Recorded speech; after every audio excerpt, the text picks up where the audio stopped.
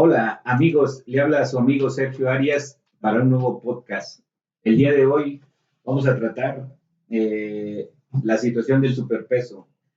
Yo tengo ahí algunos amigos y compañeros de tanto de universidad como gente profesionista, doctores, maestros en ciencias, que son muy simpatizantes de las políticas de Morena y del presidente Andrés Manuel López Obrador, y por esa razón me atrevo a sacar este podcast relacionado al superpeso, ya que ellos asumen que hay un superpeso gracias a las políticas económicas del presidente. Y pues realmente, desde mi punto de vista, no es así, pero bueno, hay que presentar argumentos, hay que presentar información, como decía Milton Friedman, que lo escuché mucho a través de Javier Milei. En realidad, para que las cosas puedan ser creíbles, pues primero los datos, ¿no?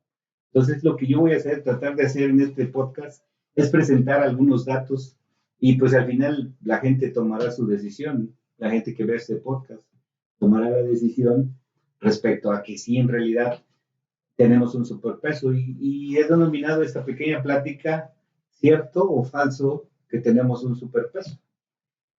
Lo que sí yo les puedo decir es si presentamos y podemos nosotros ir a buscar más información, podemos lograr entender más el proceso. De hecho, en una comunicación que normalmente tengo con mis amigos, les presento que pues para que salgamos de la duda, pues hay que leer, ¿no? Hay que buscar información para llegar a la verdad. Lo que yo platique aquí, yo les digo, no me crean, ¿eh? Ni crean lo que a lo mejor dicen otros comunicadores, porque bueno, yo me gustaría comunicar más de este tipo de cosas. Y al final de cuentas ni se crean a sí mismos, ¿no? Hay un proverbio hindú que dice, no me creas a mí, no le creas a él y no te creas a ti mismo, ¿no? Para que con ese pensamiento tú vayas en busca de la verdad. Entonces vamos a presentar algunos datos para ver realmente si es una influencia de las políticas económicas de López Obrador, del presidente López Obrador, y de su partido Morena, ¿no? Y al final ustedes tendrán el mejor de los juicios, ¿no? Bien, y lo he denominado el superpeso, cierto o falso. Bien, para llegar a entender bien el proceso, lo primero que tenemos que ver es cómo surge esto y cuáles antecedentes podemos presentar. Miren, en la época de Enrique Peña Nieto, vamos a hacer dos comparativos. Peña Nieto, el sexenio de Peña Nieto y la etapa que estamos viviendo, ¿no? Porque al final de cuentas estamos hablando del superpeso ahorita con el tipo de cambio que tenemos. Entonces, vamos a comparar los datos de Peña Nieto, del promedio de Peña Nieto en su sexenio, con los datos que se han presentado recientemente. Y esos datos son los que agarran las personas para decir, es que estamos en el superpeso y porque tenemos un superpeso, tenemos que seguir votando por Morena. Y realmente, pues hay que presentar los datos para que la gente mantenga un verdadero juicio y así, pues salgamos de la verdad o de la mentira, ¿no? ¿Sí? Vamos a establecer si es verdad o es mentira. Por eso digo, cierto o falso. Bien, en la época en el sexenio de Enrique Peña Nieto, como van a ver en la pantalla, como están viendo en la pantalla, el precio de promedio del dólar fue de 20.40, ¿sí? El precio promedio. Quiere decir que durante todo su sexenio en promedio se estuvo comprando el dólar a 20.40 o sí, es el precio de referencia. Y si tú lo comparas, y si cualquier persona lo compara con los precios que tenemos el día de hoy, o el día en el que puedan hacer el análisis, probablemente se van a encontrar donde hay diferencias entre el precio cómo se adquiría durante el sexenio de Enrique Peña Nieto con el precio que actualmente se está adquiriendo el dólar con la gestión en el sexenio del presidente Andrés Manuel López Obrador. El día de ayer yo me tomé la tarea de ver ahí en la página del Banco de México y el día de ayer, que fue el 9 de enero, lo encontré a un tipo de cambio de 16.81. Como pueden ver, sí hay una diferencia importante entre 16.81 y 20.40, ¿no? Más o menos, para darnos una idea, estamos hablando de 3.50, 3.59 pesos por dólar de disminución, ¿sí? En el tipo de cambio. Y me di a la tarea de ver qué porcentaje es, y prácticamente es el 17.5% de diferencia en precio. Quiere decir que alrededor de 17.50 estamos comprando el dólar más barato en términos de porcentaje. Y en términos de pesos, pues 3 pesos 50 centavos más barato la cotización del día 9 de enero con respecto a la cotización promedio de todo el sexenio de Enrique Peña Nieto. Entonces, viéndolo así, podríamos decir, no, pues sí, realmente tenemos un superpeso. Lo estamos viendo en términos de valor, nada más. Pero realmente es cierto que puede ser un superpeso por esa situación de que compras dólares más baratos. Realmente eso tendremos que presentar más datos para poder llegar a determinar alguna conclusión de este tipo. Desde mi punto de vista, pues a mí, conociendo más información de qué nos refleja el tipo de cambio, pues para mí eso no es suficiente, ¿no?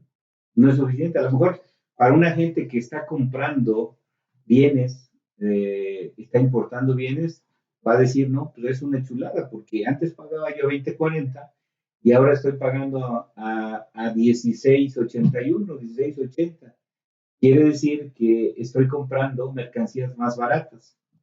Pero ¿qué pasa con un exportador? Va a decir, no, pues a mí no me conviene porque antes recibía el dólar a 20.40 y ahora lo estoy recibiendo a 16.80, ¿no? Entonces estoy perdiendo, ¿no? O sea, eso del superpeso es una situación relativa, viéndolo así de entrada, ¿no? Entonces, eh, si una persona no sabe de más datos, va a decir, no, sí, cierto, es un superpeso y gracias a las políticas del presidente hemos logrado una economía muy fuerte. Y realmente cuando empiezas a profundizar en los datos, resulta que eso realmente no es una situación directamente proporcional a como se menciona, ¿no? Entonces, dándome la tarea de buscar más información, pues yo quiero más o menos para que vayamos entendiendo el concepto, pues queremos, bueno, lo que yo quiero es decirles o comentarles de cómo es que una moneda se respalda, ¿no? ¿Sí? Actualmente, ¿no? Actualmente el respaldo de, exceptuando Estados Unidos, ¿sí? En la mayoría de los países el respaldo es a través de la cantidad de dólares que tenga un banco central, ¿sí? Si un banco central tiene pocos dólares, prácticamente tiene muy poco respaldo, ¿no? A su moneda. En el pasado se hacía a través del famoso patrón oro. Los gobiernos deberían tener cierta cantidad de oro para emitir cierta cantidad de papel o de monedas de bajo valor o sí, monedas de intercambio que en realidad no tienen valor, no valen un billete. Si nosotros pusiéramos un billete de 500 pesos, ¿cuánto puede valer? ¿No? Su valor intrínseco. Vale porque tiene un respaldo atrás, ¿sí? Que normalmente lo dan los bancos centrales. Entonces, ellos son los responsables de respaldar las monedas, ¿sí? Nosotros aquí en México se respalda a través del Banco de México, ¿no? Y basado en el patrón del dólar, vamos a decir, ¿sí? En la época de Richard Nixon fue cuando se cambió el patrón del oro al dólar, ¿no? Entonces, nosotros ya dependemos básicamente de tener reservas en dólares. Si tenemos más reservas en dólares, pues obviamente vamos a tener un suficiente respaldo en nuestra economía, ¿no? Hay otras cosas económicas que también se consideran, pero básicamente es el respaldo en dólares. Bien, otra de las cosas que también quiero hablarles es, pues realmente qué afecta al precio del dólar, ¿no? El dólar y el peso mexicano es como cualquier otra mercancía, ¿no? ¿Sí? todas las mercancías van a estar afectadas por la ley de oferta y demanda. Si nosotros tenemos muchos dólares y pocos pesos, vamos a tener un excedente de dólares, vamos a tener una oferta mayor en dólares con respecto a la demanda. Y entonces, ¿qué es lo que nos va a suceder? Lo que va a suceder, por tener tantos dólares, el dólar va a caer de precio. Entonces, lo que a nosotros nos va a pasar es que con menos pesos vamos a comprar más dólares, ¿sí? El caso contrario es cuando tenemos pocos dólares, perdón, muy pocos dólares, como se ve en la imagen, y muchos pesos, ¿sí? Si tenemos pocos dólares y muchos pesos, ¿qué es lo que va a suceder? Normalmente lo que sucede es que el peso baja su valor.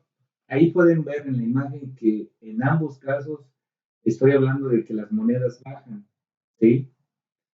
Si ustedes ven, en el caso de pesos, si nosotros tenemos pocos dólares y muchos pesos, entonces el peso baja su valor. ¿Por qué baja su valor? Porque tenemos una sobreoferta de pesos. Y entonces, ¿qué es lo que significa? Que necesitamos más pesos para comprar un dólar, ¿sí? Entonces, está afectado por la ley de oferta y demanda. Entonces, cuando hay pocos dólares y muchos pesos, tenemos un peso que tiende a bajar su valor y tenemos un dólar que tiende a aumentar su valor. Entonces, todo está basado en la ley de oferta y la demanda. Quizás así como lo estoy explicando, a lo mejor no se entienda tan fácilmente, pero lo vamos a hacer en un ejemplo de algo cotidiano, ¿no? Los tomates o jitomates, ¿no? Según la región en México, como se le conoce, ¿no? Entonces, si estamos en el norte, vamos a decir tomates, si estamos en el centro-sur, vamos a decir jitomates, ¿no? Pero al final es la misma fruta. Aquí yo pongo el ejemplo de que tenemos una imagen que más o menos representa tener 3 kilogramos de jitomate, ¿no? Y lo vamos a comparar con otro ejemplo, perdón, eh, donde vamos a representarlo 3 kilos contra 1 kilo. Pero resulta que son las mismas personas las que van a, este, a llegar a adquirir esa mercancía. En el caso uno, donde hay 5 kilos de jitomate, ¿sí? Pero vamos a suponer que hay 3 personas, como se ve en la imagen, pero que cada persona necesita 1 kilo. Entonces, entre las 3 personas van a demandar 3 kilos, ¿no? Pero tenemos 5 kilos de oferta, ¿no?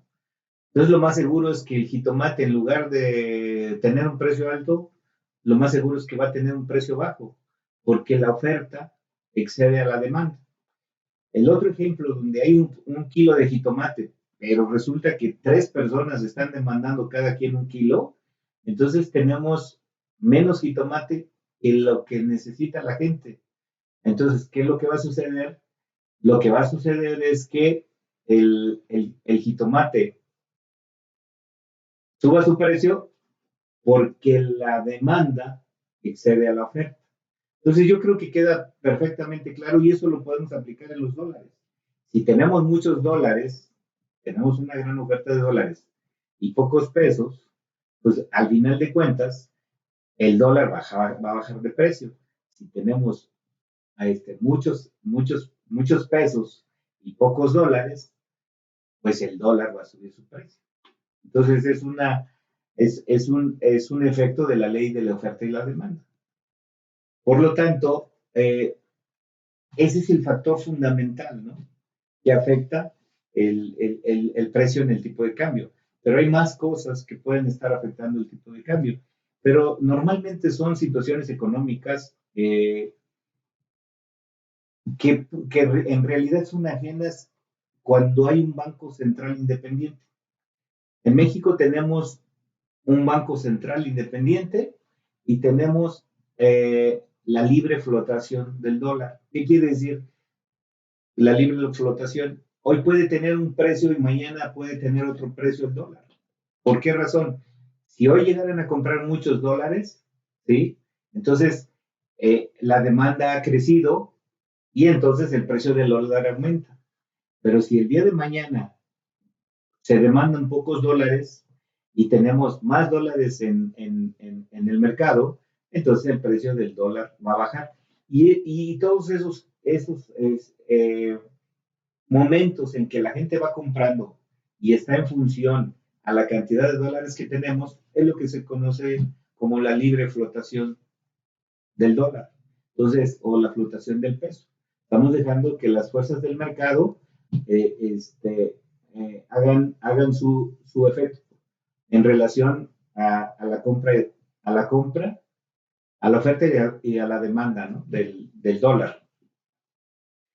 Entonces, eso hace que, pues, como tenemos un banco independiente, pues en realidad el gobierno no tiene nada que ver, ¿no? Las políticas las va a aplicar el banco central y va a ser, porque es una de sus funciones, que los movimientos se hagan de esa forma, ¿no? Que de quién controla la emisión de dinero. Como pueden ver, en Estados Unidos la controla la Reserva Federal, ¿sí? Es conocida como la Reserva Federal de Estados Unidos. Son los que controlan la emisión del dinero. Ellos determinan cada cuánto tiempo van a estar emitiendo dinero y fundamentalmente por las necesidades que hay por el propio gobierno de Estados Unidos, ¿no? Y las políticas que ellos establecen. En México, quien controla la emisión del dinero es el Banco de México, ¿sí? Y ellos tienen como política mantener cierta cantidad de dinero en México basado a los requerimientos de la propia economía.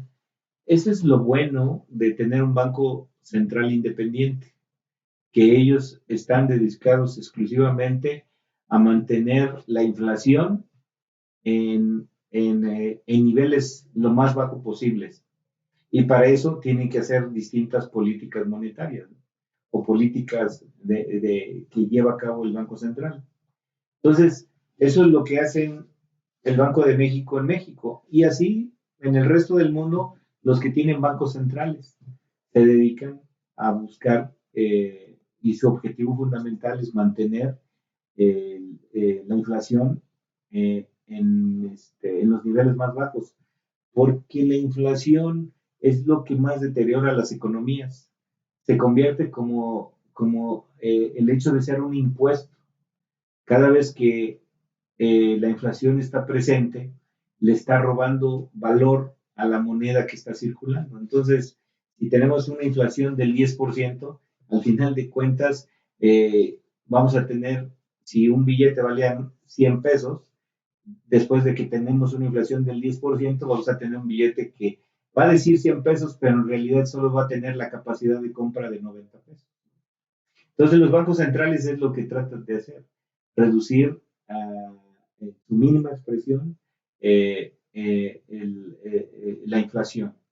Y entonces, ahorita, para llegar a explicar más o menos cuáles son los escenarios que se están presentando para que, para que el dólar realmente esté muy bajo en este momento, pues aquí pongo una serie de puntos que son importantes y que en realidad considero que es lo que realmente está afectando el precio del dólar. Primero que nada, Estados Unidos emitió muchos dólares durante la pandemia y eso hizo que a nivel mundial hubiese más dólares en el mercado. Segundo, ya dentro de México, ¿sí? El Banco de México lleva más o menos bien una política de, de que la cantidad de pesos que estén circulando sean los que están de acuerdo con la cantidad de pesos necesarios para hacer las transacciones económicas. Entonces quiere decir que no está emitiendo un número importante de papel moneda, por lo tanto, no lleva a un exceso de oferta en pesos, ¿no? Otro punto, pues es el incremento de las remesas a México. En este momento tenemos más remesas que en la época de Peña Nieto. Por lo tanto, al tener más remesas, tenemos más ingresos de dólares. Y si tenemos más ingresos de dólares, tenemos más oferta. Y entonces, el precio del dólar tiende a reducirse. Otro escenario que se está presentando es de que el incremento de dólares por inversión directa. Han llegado compañías a establecerse a México con este problema entre China y Estados Unidos. En México se empiezan a establecer empresas, no las que quisiéramos, o en realidad no son, nos falta infraestructura para recibir más empresas, pero las que están llegando están ayudando y están llegando con sus dólares a inversión directa. Ese es otro efecto del incremento en dólares en México, pero es basado entre la guerra que hay entre Estados Unidos y China, esa guerra comercial. Eso nos está llevando a un incremento también en dólares en México. El otro escenario que se está presentando es que Banjico ha incrementado las tasas de interés, que ha hecho tan atractivo el mercado mexicano en pesos, que la gente extranjera les conviene más invertir en pesos en México que invertir en dólares en otros países.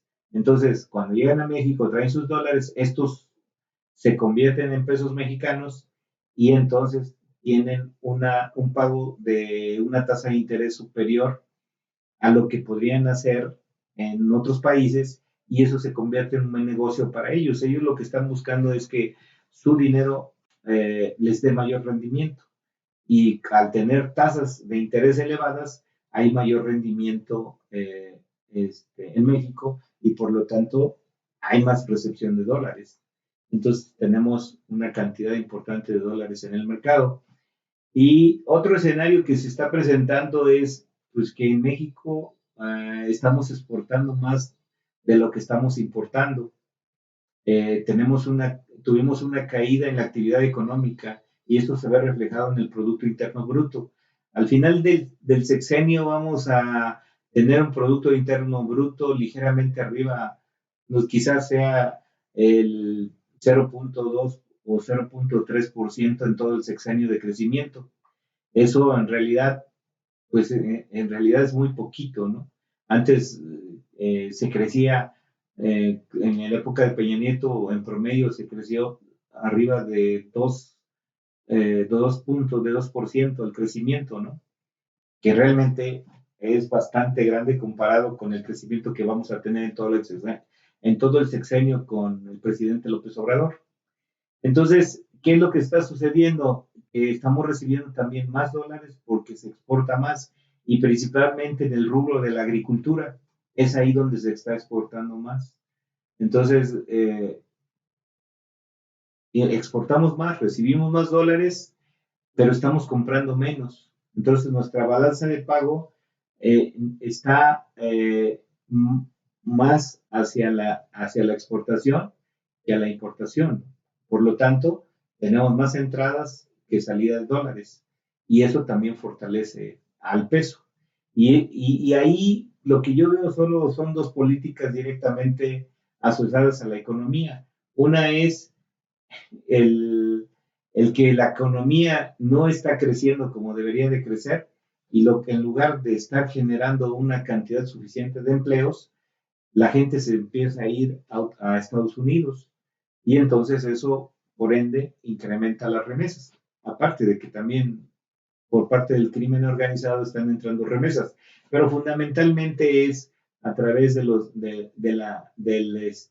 la migración, ¿no? que está existiendo entre México hacia Estados Unidos, de personas que se van a trabajar.